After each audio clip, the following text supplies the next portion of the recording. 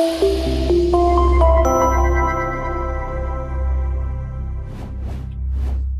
right, might as well start. We've got a good little group here, but please feel free to, make yourself available and ask questions. So Dad, I wanted to explain to them a couple of scenarios that I ran into recently, and this is going to put it all into perspective as what we need to talk about. But we had some agents that were kind of going in between NABOR contracts and FAR. They were even kind of tempted to use forms from one or the other on a different contract. And I know you dealt with one like that recently, and we ended up using the NABOR contract. Do you remember what that scenario was about? Yeah, it involved a post-closing occupancy addendum that NABOR had versus the FAR one that required the parties to execute an acceptable lease within, I think, 10 days of the effective date. In some situations, and I've done this, I've done closings in Cape Coral where I've used the NABOR post-closing occupancy addendum because I'm representing the seller because I like it better. The deal can fall apart if the parties don't reach, an agreement on an acceptable lease. So I try to lock it in if it seems reasonably safe that they're going to get along.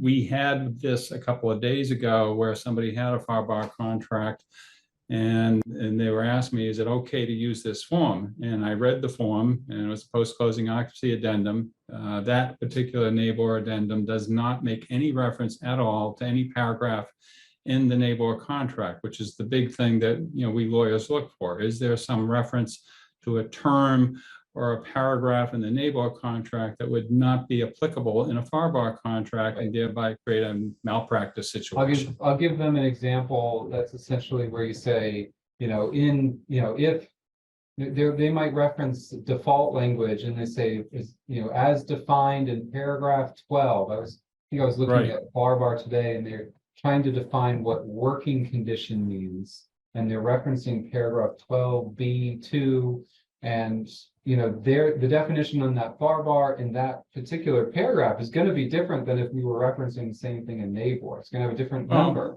And it's just plus paragraph 12 has those three categories, and they have I believe it's a defective general repair items versus defective items in NABOR. Totally different. The FAR one doesn't include mold and radon is the big glaring omission. So certain basic things you got to know between the two contracts. Yeah, and so I have some other examples I want to show. So the big thing to me is timelines. Timelines are really important, understanding how you even count and how basic that sounds, but so important in this scenario. Let's look at a NABOR standard contract versus a FAR standard contract, and I have this little timeline shown. This is something that I kind of frustrates me, but I've actually talked with other agents that like this. They prefer the NABOR way that this is done, whereas I prefer the FAR way. So I'll give you the examples. We've got a 5-day inspection period. We've got both examples. This is the NABOR 5-day inspection period on a standard contract. For example, you go under contract 9/1. The last day of your due diligence, last day of your inspection is 9/6. But in NABOR, you get 5 more days to make your actual election. So you spend the first 5 days doing your inspections, then you can spend the next 5 days making your elections, up to 5 more days. You don't have to take that full time if you didn't want to. So now you've got a 10-day due diligence in a sense, when you combine the inspections and your election period. Then the seller has 10 days to respond. And to me, it's like, who agreed to a 20-day inspection period? Who agreed to 20 days where we don't know if we have a deal or not? And then if the seller were to say no to a certain thing, then the buyer has 5 more days to decide if they want to terminate. So 25 days from the day you went under contract to the day that you've resolved your inspection contingencies. That's really crazy to me. But I talked to an agent last night who primarily helps buyers, and he said, this is the greatest thing going, because who's able to get invoices and get people out there that quickly and wait for the radon test to come back from the lab. Like, this is necessary in his eyes. I think that there's a lot of validity there. We compare it to FAR on a 5-day due diligence. You go under contract 9/1. 9/6 is the last day that the buyer has to do their inspections and make their elections. You might just be done. You might be all done right then and there. If, because at that point, the seller is obligated to fix repairs up to the limits that are stated in the contract. So like I said, you might be done. The seller knows they have a deal, buyer knows they have a deal. But if you're above the limits, you've got another 5 days where the buyer or seller can elect to terminate or move forward. 9/21 is beach day. 9/26 is the golf outing. Basically making the example that this is a nice short time frame, with the caveat that, yeah, maybe you need more than 5 days to get all that done. I don't know. I think it depends. Are you condo? How quickly can your inspector roll in? How much is at work? How much work do we need to actually do to get this done? So I just love those two timeframes, and that it's a great example where recently we had an agent kind of struggle with this reality and say, wait a second, where's my election period? And he said, no, FAR doesn't have an election period. It's built into the inspection time. Dad, you and I kind of disagree on some of this stuff. We disagree, and I think it's good for realtors to know that lawyers tend to disagree on strategy. They tend to disagree on interpretation of different provisions. That's normal. A lot of these contracts are kind of grayish. We have one now, like the initial period you have for 5 days. I mean, the default is 15, and you and I mean, Ross Title has one where they changed it to 7. And when you go over the, 7 days after the effective date, it fell on a Saturday. So I'm explaining to the buyer that under standard R subparagraph 5, it rolls over to the following Monday. So you really have more time. And, when I'm on the seller's side, you tend to use the 10 days to make sure that the buyer puts their second deposit down. I mean, if they have their second deposit down, then you can really hold their feet to the fire on what's considered defective under the contract, what's working conditions, what's cosmetic. But if they only have 5,000 down, they don't care what the contract says. They want, that allergenic mold taken care of, period, end of story, or they're not putting down their second deposit. So there's a lot of, behind the scenes strategy that goes on.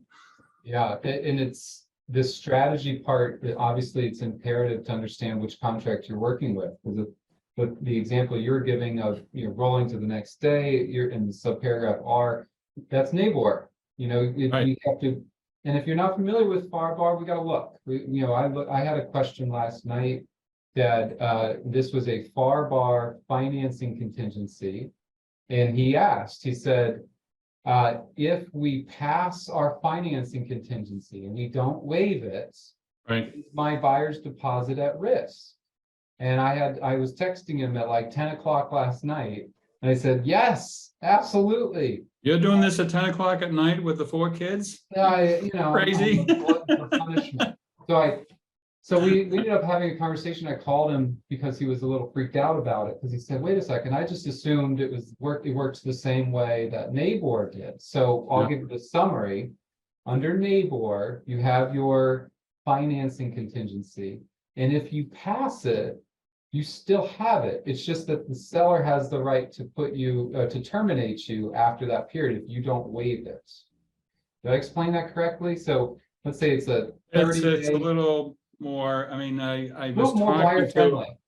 Yeah, we had an agent 2 days ago. I won't mention him, but he's you and I know him real well, and he had to use the FAR, and he's like, what are the big ones I have to look out for? And one of them was paragraph 8, which is the financing clause. And hypothetically, his name's Stuart. And I said, Stuart, you got to be very careful of the loan approval period. You have to do something within the loan approval period, which is default 30 days in FAR. Otherwise, it's presumed to be a cash deal. I mean, the buyer could actually give notice that, hey, they got loan approval, but it's not practical, or the bank's not going to be able to implement all this by the closing date. And thereby terminate the contract. If the buyer does not give notice of loan approval or some other notice, they give you like 2 or 3 different types of notice they could give. The seller actually has the right to terminate the contract for 3 days after the termination or the expiration of the loan approval period. So if you're trying to keep a deal together, you're trying to stop the seller from selling it to somebody else for more money, you really have to look closely at that loan approval period and what happens if the buyer does nothing within the 30 days. You're giving the seller an out if they want one. Yeah, so that's a really legalistic paragraph. So I would say reach out when you get one of those because they can be complex. I think the key for me is on a FAR contract, there are real consequences to not getting everything done in your finance and contingency period. And here's where it is. I've highlighted some of That's it. the language. That's Yeah. starting at line 116. Yeah, so if buyer is unable to obtain loan approval within this loan approval period, or cannot timely meet terms of loan approval, all after the exercise of good faith, which is important, is what you were mentioning. Yeah. Buyer may terminate this contract by delivering written notice of termination to seller prior to expiration, whereupon buyer shall be refunded the deposit. Now, here's the important part. This is what I was telling the agent last night. If buyer fails to timely deliver any written notice of that termination, prior to the expiration of loan approval period, then buyer shall proceed forward with this contract as though paragraph 8A above has been checked as of the effective date, which paragraph 8A says it's a cash deal, no financing contingency. Right. So what I had to explain, and here's how we thought about it. It kind of caught them off guard, which is fine. These things catch us off guard too, and we have to be reminded of where the kind of the minefields are. And I said, call your buyer and say, look, you have 2 options. Option number 1, and in this case, we hadn't gotten the appraisal. That was what we were waiting on. We still didn't have it. He says, what should my buyer do? And I said, give the buyer both options. Option 1, do nothing, lose your financing contingency. Obviously, your deposit is at risk at that point if the appraisal comes in low and you decide not to close. But you didn't risk the property. And Dad, you and I always talk about risking the property versus risking your deposit. You're going to put one of those at risk at some point. It's just inevitable. It's going to happen. Yeah, there's no perfect scenario. There's no perfect. Yeah. So option number 1 is let's just move forward as if, there is no financing contingency. You take into consideration the buyer's appetite for risk and the amount that the deposit is down and maybe their credit worthiness. All that is going to come into play. Buyer decision. Option number 2 was ask for an extension. So I gave them the language for an extension of the financing contingency for an additional 5 days. And we added something into the bottom that said, in the event the seller does not accept this amendment prior to the end of the financing contingency, buyer hereby terminates. Definitely reach out to us for language like that. I don't want you making that up on your own, but what we were trying to do was protect the buyer's deposit while giving them the ability to ask the seller for an extension. Well, and also that 3 days I was referring to is line 124, right after your highlighted provision. You point that out to the buyer. If we give no notice at all, and let's say we're in the multiple offer environment like we were a year ago, the seller can terminate. If you go silent on the seller has 3 days after the expiration of the loan approval period to terminate the contract. I mean, they could have seller's remorse. They could have somebody they want to sell it to for more money. A million things. It could be a situation where they wanted to buy another property and that fell through, so they have nowhere to go. So you got to give some sort of notice, otherwise you risk the seller just terminating the whole thing. So what's your recommendation, Dad? You send an email saying buyers electing to move forward without or by waiving the. Yeah, it could be the buyer gives notice of loan approval even if they don't have it, or buyer waives this whole clause, which I don't recommend. But lots of times we'll just say we got loan approval. Again, in the multiple offer environment, that's when we were more worried about it than we are right now. Yeah. So we had another issue come up between NABOR and FAR that I wanted to bring everyone's attention to. And none of this is me being critical of knowing this or not. I would say this is really hard to know both. because both contracts have two versions, the as is and the standard. So it's really 4 contracts that you're being asked to understand. And oh, by the way, they change every year. NABOR changes every other year generally. FARBAR potentially could change every year. It's complicated. And so you can't rely entirely on classes like this or on CE classes. You have to read it. You know, if you're going through the NABOR contract or a FARBAR contract, you really do need to spend time understanding how that financing contingency works, so that then you can put it in your calendar and you can educate yourself and your client. And then you lean into us, and we are your second set of eyes. We're the ones that can be there to kind of clarify things that don't make a lot of sense. Because, Dad, I've always told you, reading these contracts, the words they use are 5th grade reading level. They're not complex. The complexity comes when you're trying to tie in line 121 to 126 with line 300. That in where those tie together and how they relate, that does get complicated. Well, and some of these contracts, I mean, they have terms of art that mean something to lawyers and nothing to a normal human being. So you really, need to reach out. I had a situation just like a week ago where I was being asked by actually your mother, what's an arm's length transaction? And I, honest to goodness, thought everybody knows what an arm's length transaction is. How can you not know what an arm's length transaction is? But being married over 40 years, I was smart enough to keep my mouth shut. Take the opportunity to explain what an arm's length transaction. I had to explain it. And it No, just but tell us now. Go ahead and tell us now. Well, a willing seller and a willing buyer, they're not father and son. Like my dad sold me the house I live in. So, I got a better deal because he was my father. They want to make sure that. And this was the article you and I sent out on escrowing seller proceeds when there's a death. The underwriter looks at, was this arm's length? Are the parties related? Is there a realtor involved? Does it look like a regular run-of-the-mill real estate transaction? How big is the amount of money that's going to be escrowed? They take all those factors in consideration, and whether or not they want to assume that risk and allow us, in some cases, to close early. But the eye opener for me was, your mom not knowing what arm's length was, in spite of, she essentially went to law school with me and grew up in a house filled with lawyers. And just to clarify for people, it means there are two parties that don't know each other previously. They don't know each other, and it's a fair market value. There's no side deals for I'm getting a boat too or anything like that. I'm getting this. One person is under financial pressure to get rid of it. We don't want to know. The other thing that came up recently, and I thought this was really telling, because it even I had to educate myself about it after the fact. So we had we had a FARBAR contract.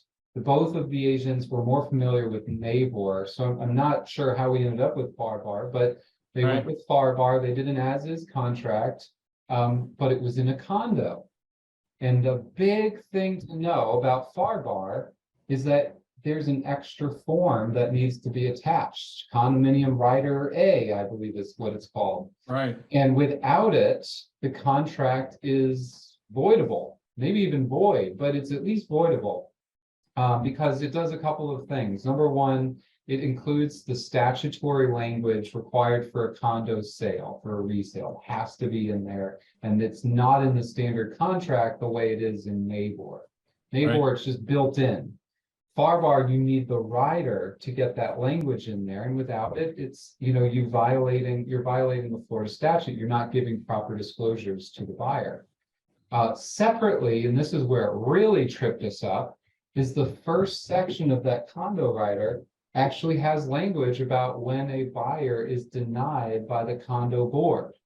Now, Dad, have you ever had a deal where the buyer was denied by the condo board? Twice in 40 years. Twice in 40 years. That's low odds, right? That's pretty low odds. Well, in my first 15 months of being back in Florida, it's happened to me already. So a couple weeks ago. Welcome to the club. Yeah, welcome to the club. And it could happen to you guys. And so this is where I don't blame anybody for not knowing the intricacies of how this works or where to even go. But what we really learned in hindsight was that condominium rider A is so necessary. It protects the deal, keeps it together. It explains exactly what everyone's rights are. And that first paragraph actually says what's to happen if the buyer were denied by the condo board. You would, if you had it in there, it would have probably saved a couple of gray hairs over the last couple of weeks. Too late for that, Christian. Yeah, a little too late for that, but I would have I wouldn't look as similar as Michael Hughes, that's for sure. I would look a little bit more dark. I'll trade. We can trade just a here. little bit. Huh? So that would have been nice, but it's a great reminder that when you are using a new contract, you really have to spend time to educate yourself on that new contract. On that deal, it was like $1 million deal, so the agents were going to make 20 to 30,000 each, and the reality was we didn't spend the time to educate ourselves before going under contract. So it ended up on my desk for a couple of weeks while we fought over an $85,000 deposit. It was a mess. I don't want to do it again. So condominium rider A, so important. And if you're a Lee County or Charlotte County agent or Miami-Dade agent coming into Collier, you're using Nabor, you saved yourself a little work because it's built in. It's really Well, great. the actual situation I had a week ago, Christian, with a realtor we both work with, was that, hey, Don, I have to use the FAR contract. I don't really want to know it. Can you give me the 5-minute skinny on this so I can get something accepted and hopefully get this closed? So in 5 minutes, I was able to walk him through the big things to look out for. And he got to submit the offer and got the offer accepted. What contract did you suggest to use? Well, he was being compelled to use the FAR standard contract. So I got in, time is of the essence for everything. You got to put in the washer, dryer, general repair items don't include mold or radon. I got into the comprehensive rider and how the seller has to tell you about special assessments that have been on the agenda in the last 12 months.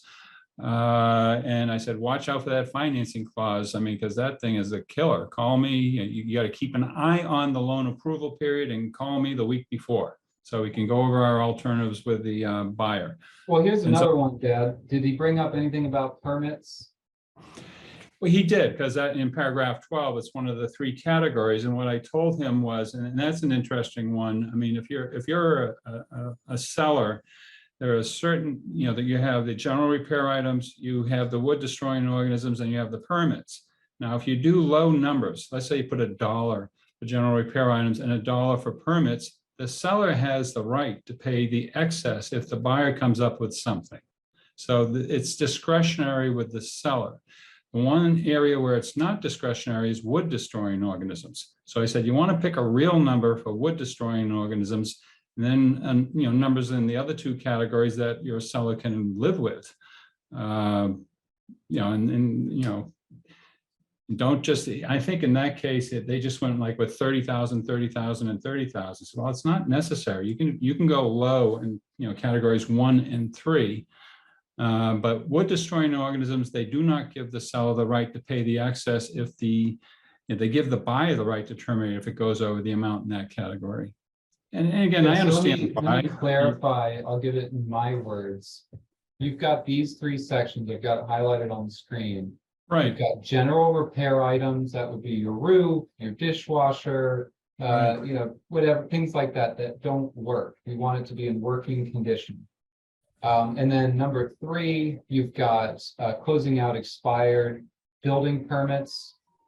That would be, and both of them, by using this contract, the seller is obligated to fix any defects in those 2 areas up to the limit that's stated. If you leave it blank, it's 1.5% on each. So using big round numbers, you have $1 million deal. You got a $15,000 cap on general repair items, $15,000 cap on permits. That's what the seller is obligating themselves to already. And so, Dad, $45,000. I mean, all together. 30 grand there and 45 if you also have 1.5 for the wood destroying organisms. So, God forbid that actually happens. Guess who will be blamed? It'll be the realtor who Yeah. plugged those numbers in. well, and so let's explain your strategy on that. You've got, if you wanted to not obligate your seller, you want to give your seller the best options on these items. On number 1 and number 3, you'd put $1. You'd say, I'm obligated up You to-" gotta be, you want the contract to be accepted, so just something low. I know, Because I you- know. under Bear with me, paragraph bear 12, with you- me. We've got, so we put $1 because Okay, we're essentially making it an as-is contract. The seller's not going to be obligated, but the seller has the right to go above and beyond, right? So they put $1, but you're saying on number 2, you can't put $1 because the seller doesn't have the right to kind of come above and make it right. Is that how you were well, saying it? that's it, exactly. If they come up with some minor thing that's only gonna cost $200 to remediate, the seller doesn't have the right to say, I'll pay it and force the buyer to close. Yeah, so we're trying to keep the seller deal together. with the most leverage to keep the deal together. The buyer is protected by these standard contracts because they can obligate the seller.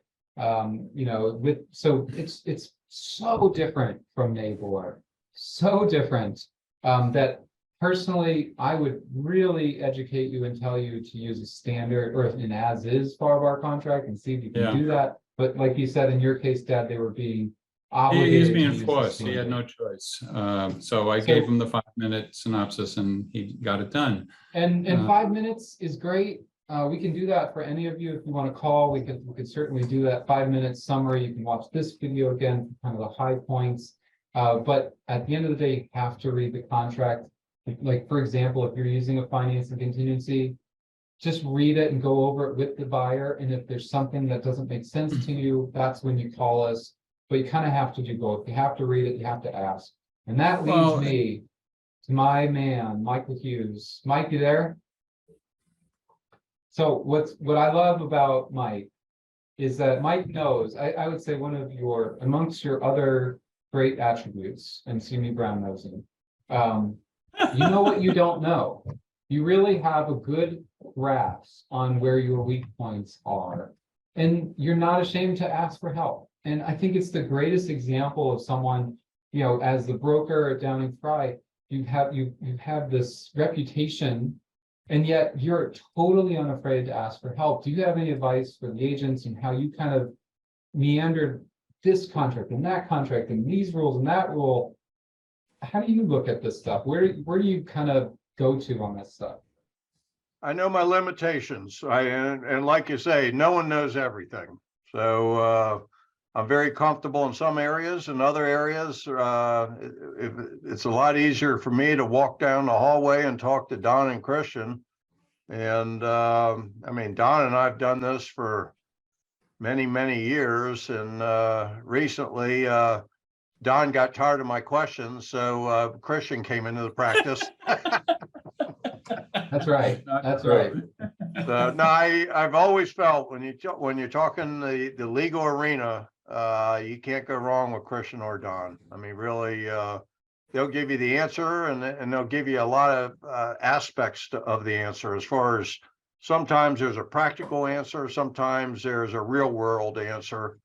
But they certainly, I always walk away knowing I got the right answer, and that's the important thing. Yeah, and so I think Mike does his homework, and he'll read it, he'll try his best to understand it, he'll ask for a second opinion, and then he'll do it again and analyze it again.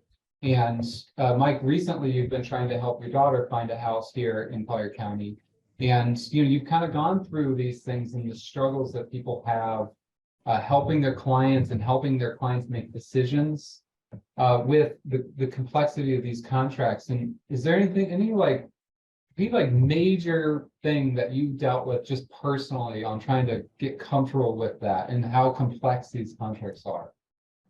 Well, I think the takeaway is a real estate transaction is complex.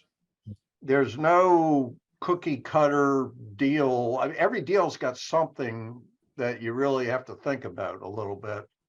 And the reality is that and Don has said this before, if this was an easy business, there'd be a lot more people doing it. It's complicated. I mean, and there's a reason why buyers and sellers pay us a substantial commission. It's because they need the help. You know, it's a complicated transaction. So we're very fortunate within our company to have Don as one of the owners, and also to have Donnie and Christian right down the hallway. So not everyone has that luxury. For us, it's certainly a beneficial deal. So another story that kind of came up recently that I thought I would share. We've been dealing a lot with permits recently. Permits have been, you know, the bane of our existence. They, on both the standard NABOR and standard FAR-BAR contract, they are considered defects. Obviously, you have to account for FAR-BAR contract, the percentages and what the obligations might be. But I could imagine you'd be in, you know, a FAR-BAR contract. The seller is obligated to close out an expired permit. And so you get a list. Now our office, we will do a permit search on every closing, whether we're representing the buyer and or the seller. So we'll do a permit search and we will educate you about it. So let's first look at if it's a standard contract. In FAR-BAR standard contract, let's say of that 1.5%, the seller's obligated. They have to close out that permit, or else they're going to have a huge fat escrow or give credit, or, you know, they could get themselves in a real pickle by not dealing with this. So we found, now this is Collier County, so this is not exactly the same language that everyone will use, but when you pull that permit search, even I've been very confused as to, well, what does that term mean? What does they have status? And it will tell you, it'll say void, cancel, suspend, closed. And we all know what closed is, that's good. But some of the ones we looked at recently, what was it, Dad? It was called suspend, or was it? We had suspend on the roll down shutters. Yeah, so there's some roll down shutters. They're 20 years old, and the buyer was being very particular. They wanted this thing closed out. And so when you know what happened? The listing agent got on the phone and then ended up going down to the county permitting office and just met with them and said, hey, what's the deal with these shutters? What do we need to get this closed out? And the lady there, they had a really positive experience, which I was so happy to hear. She said, well, it's suspend. He goes, well, what does that mean? She goes, well, it applies to these older permits. The permit has been canceled with proper docs provided and no further action needed. This permit is no longer considered an open issue. And the listing agent about kissed her. He was so excited because we thought this was going to be a real battle. We're getting out our brass knuckles that Mike Hughes gave me and trying to get this thing done. And it was done. It was great. So suspend was a good thing. And we were able to comply with the contract and tell the buyer, hey, look at all we did. This was great. The other ones that I think there were 2 others, and they were both canceled. So permit has been canceled with proper docs provided, no further action needed. This permit is no longer considered an open issue. So the canceled status is for the newer permits. The suspend status was for the older permits, but they both meant the same thing. The ones we'll see the most, we'll see issued.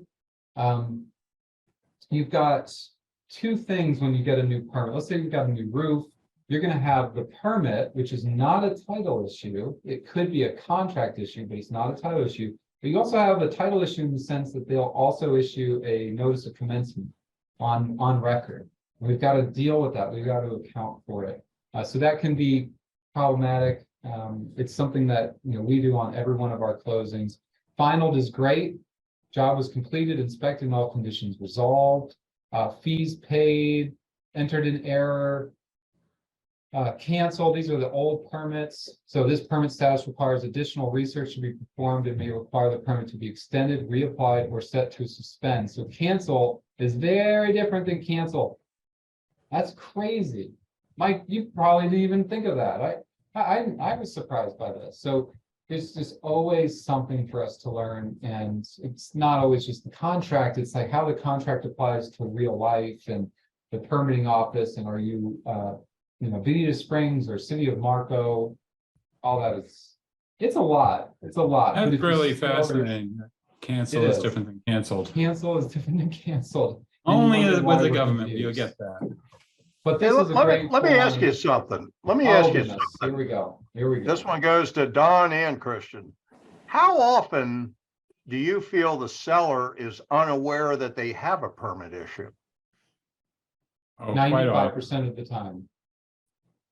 That's what I figured. 95% of the time. So, but you know what? There's a learning moment from that, Mike. The listing agent can really drive value when they do this research ahead of time. So I spent 10 years in Atlanta, and it was brutal trying to get listing appointments. A buyer or a seller might interview with 10 listing agents and then pick the one that they like the most. I don't see that as often, although the competition is steep. It seems to be different. If you get the invite to list it, you're not really competing with many other people at that moment.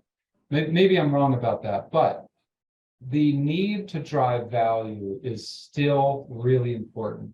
So if I'm a listing agent, I want to do a permit search, and you can call my office. We will do it with you. We'll help you do it.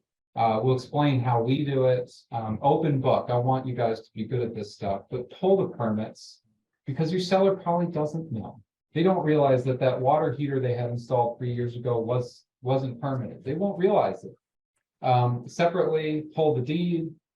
We find a lot of times the seller forgot that they put it into their trust. They just didn't remember.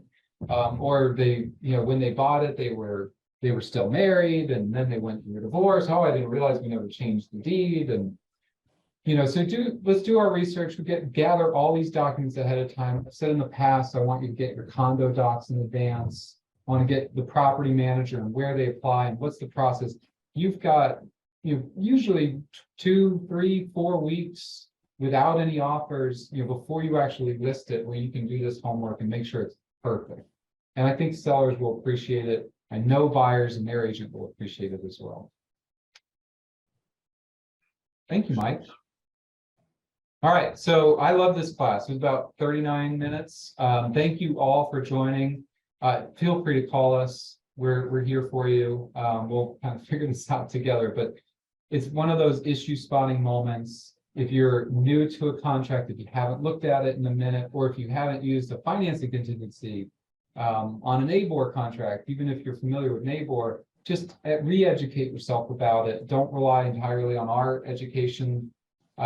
Look at it, then call us and double check. And we just kind of go through it that way. You'll see a world of difference in your understanding, and hopefully your closings will be even better in that sense. But Mike, thank you. I really appreciate it. Good luck, you guys. Have a nice week. Take care, Chris.